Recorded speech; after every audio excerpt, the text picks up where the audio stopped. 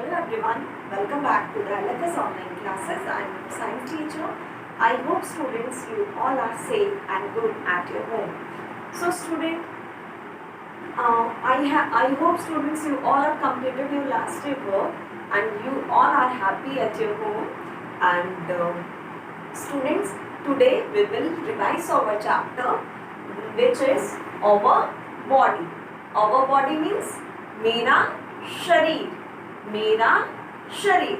But before starting this topic or this chapter, firstly I want to tell you some. I want to ask some question from you. So tell me, students, what is cell? What is cell? Yes, cell is a structural and functional unit of our body or our life. Clear? So today we will discuss about this question, and I hope student you all are understood this chapter completely and you all know everything about this chapter. But today we will revise this chapter and also clear each and every topic briefly. Clear? So let's start this topic.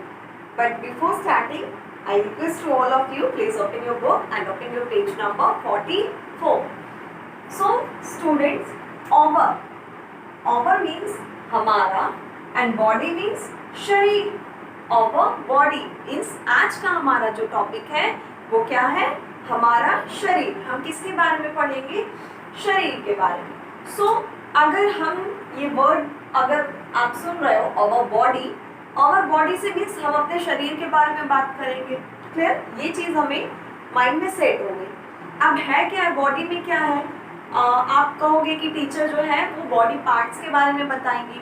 So yes, of course मैं body parts के बारे में बताऊंगी. So external body parts तो सभी को पता है. हेयर है, हेड है, फोरहेड है, आईज है, नोज है, लिप्स है, टीथ है, टंग है. क्लियर? ये सारी चीजें क्लियर है. बट इस चैप्टर में हम कुछ इंटरनल पार्ट्स के बारे में भी पढ़ेंगे. हमारी बॉडी में दो तरीके के पार्ट्स होते हैं, एक एक्सटर्नल और एक इंटरनल. क्लियर? सो आपको पता है बेटा, as you all know that our body is made up of cells. हमारी बॉडी जो है वो किससे बनी हुई है? सेल से बनी है. और एक चीज और कि कोई भी चीज अगर बनती है, चाहे वो लिविंग हो चाहे वो नॉन लिविंग हो, तो कोई एक ऐसा पार्टिकल, कोई एक ऐसा सबस्टेंस, कोई एक ऐसा मैटर होता है जिसके थ्रू वो चीज जो है वो बनती है. फॉर एग्जाम्पल, दूर मत जाइए, आई होप कि लड्डू जो है वो ऑलमोस्ट सबको पसंद होता है. क्लियर? अब ये है मोतीचूर का लड्डू. क्लियर? ये क्या है? मोतीचूर का लड्डू. अब ये पूरा एक स्ट्रक्चर है. क्लियर? ये पूरा एक स्ट्रक्चर है. अब इन सपोज ये हमारी क्या है? बॉडी है. हमारी बॉडी क्या है? मोतीचूर का लड्डू. क्लियर? बट अब आप देखोगे कि जब आप मोतीचूर का लड्डू खाने के लिए उठाते हो तो आप देखोगे उसमें छोटे छोटे सर्कुलर टाइप में भी कुछ मोती टाइप का कुछ होता है जिसे हम बूंदी कहते हैं. क्लियर? सो उन बूंदियों से मिलके एक लड्डू बनता है. सेम ऐसे कई सारे सेल्स से मिलके जो है वो हमारी बॉडी बनती है. क्लियर? बट एक्चुअल में हमारी बॉडी जो है वो मोतीचूर के लड्डू नहीं है. ठीक है? ये एक सिर्फ एग्जाम्पल है. क्लियर? सो कोई भी चीज जो है वो किसी ना किसी छोटे छोटे पार्टिकल से मिलकर ही बड़ी होती है. फॉर एग्जाम्पल ये मार्कर. सो ये मार्कर किसका है? प्लास्टिक का बना हुआ है. सो प्लास्टिक के भी इसमें कई सारे मॉलिक्यूल्स ऐड हुए होंगे, कई सारे मॉलिक्यूल्स जब आपस में मिले होंगे तब जाकर ये क्या बना होगा? एक मार्कर बना होगा. क्लियर? एज इट इज हमारी बॉडी जो है वो किससे मिलकर बनती है? सेल से मिलकर बनती है. कई सारे सेल्स जब आपस में कंबाइन होते हैं बेटा तो क्या फॉर्म करते हैं? वेरी गुड, टिश्यू फॉर्म करते हैं. ठीक है? सेल जब आपस में मिले तो इन्होंने किसको बनाया? टिश्यूज को बनाया. और जब कई सारे टिश्यूज आपस में मिलते हैं तो ये क्या बना देते हैं? ऑर्गन बनाते हैं, एक पार्ट बनाते हैं. क्लियर? और जब कई सारे ऑर्गन्स आपस में कंबाइन होते हैं तो ये बनाते हैं ऑर्गन सिस्टम। फिर और जब कई सारे मीन्स सारे ऑर्गन सिस्टम आपस में कंबाइन होते हैं तो ये बना देते हैं ऑर्गेनिज्म, मीन्स एक जीव। क्लियर? सो हमारा जो एक सर्कुलर स्ट्रक्चर है, या आप कह सकते हो कि जो सर्कुलर फॉर्मेशन है हमारी बॉडी का, वो कैसे है? फर्स्टली हमारी बॉडी का जो स्ट्रक्चरल एंड फंक्शनल यूनिट है that is cell. Cell is over structural and functional unit of our body. Then कई सारे सेल्स आपस में कंबाइन होंगे, इट फॉर्म टिश्यूज। वो क्या बनाएंगे? टिश्यूज बनाएंगे। और कई सारे टिश्यूज जब आपस में फॉर्म होंगे तो वो ऑर्गन बनाएंगे। और कई सारे ऑर्गन्स जब फॉर्म होते हैं तो वो ऑर्गन सिस्टम बनाते हैं। और जब सारे ऑर्गन सिस्टम मिलते हैं तो वो क्या बनाते हैं? ऑर्गेनिज्म बनाते हैं। Clear? So this is clear?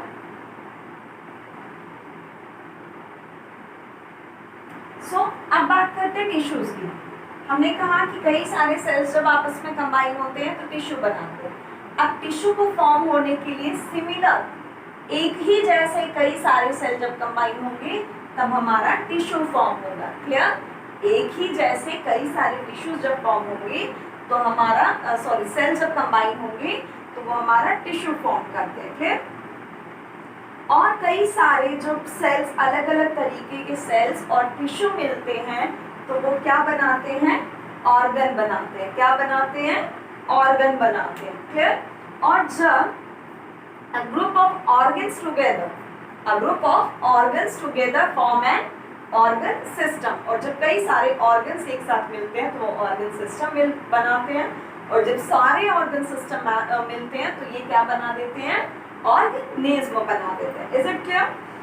So after that there are different organ system in our body. बेटा, हमारी बॉडी में कई सारे अलग अलग तरीके के ऑर्गन सिस्टम्स होते हैं। Each organ system has specific function. हर एक ऑर्गन सिस्टम का एक स्पेसिफिक, एक पर्टिकुलर, एक निश्चित फंक्शन होता है। जैसे आपके स्कूल में कई सारे टीचर्स हैं, ठीक है, बट हर एक टीचर का अलग अलग सब्जेक्ट है, अलग अलग क्लास है ना। सभी को क्लास डिवाइड कर दी गई हुई है, सभी को सब्जेक्ट्स डिवाइड कर दिए कि हाँ आपने ये सब्जेक्ट इस क्लास में पढ़ाना है, आपने ये सब्जेक्ट इस क्लास में पढ़ाना है।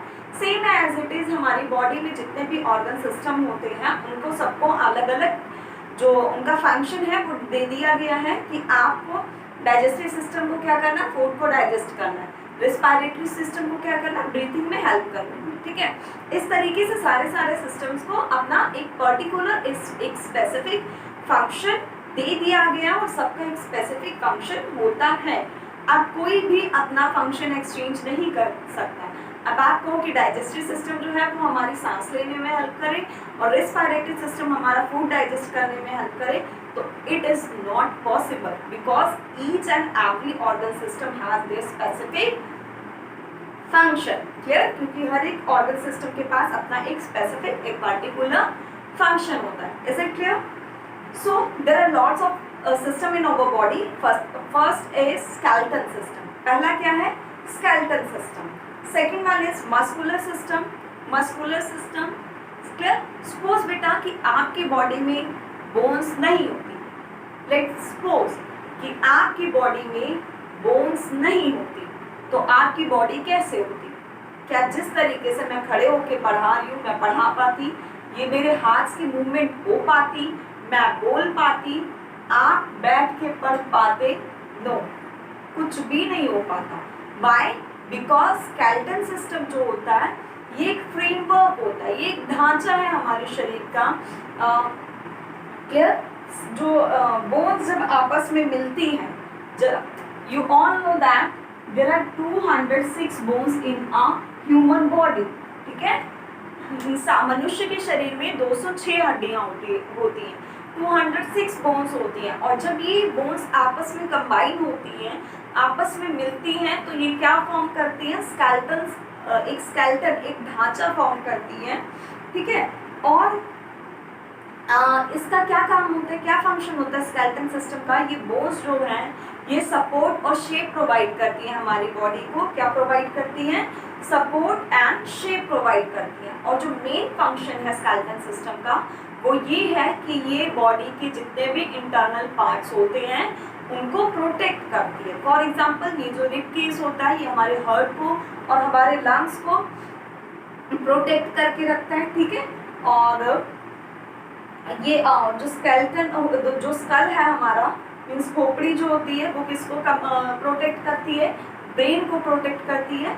इस तरीके से जो हमारी स्केलेटन सिस्टम है वो हमें क्या देता है, शेप एंड सपोर्ट प्रोवाइड करता है, also protects our internal organs. Clear? So this is our skeleton system. ये क्या था, हमारा स्केलेटन सिस्टम था। और स्केलेटन सिस्टम में क्या होता है, स्कल होता है, खोपड़ी जिसे हम कहते हैं, जिसमें हमारा ये पूरा कवर हो जाता है, ठीक। इसके साथ साथ नेक बोन्स होती हैं, देन रिब्स होते हैं, बैक बोन होती है और लेग बोन्स होती हैं। इनको हम क्या कहते हैं, स्केलेटन सिस्टम। मीन्स ये सारी चीजें इंक्लूड होके हमारा क्या बनता है, एक स्केलेटन सिस्टम बनता है। So I think it is sufficient for today beta, and I hope you all are understood very well. If you have any doubt, so please clear it because it's your revision time, and please read this chapter again and clear your doubts, each and every doubt. So it's time to your homework. So your homework is draw the figure of cells, tissue, organ and organ system. Clear? Which is on your page number 45. Thank you so much for watching, students. Have a great day.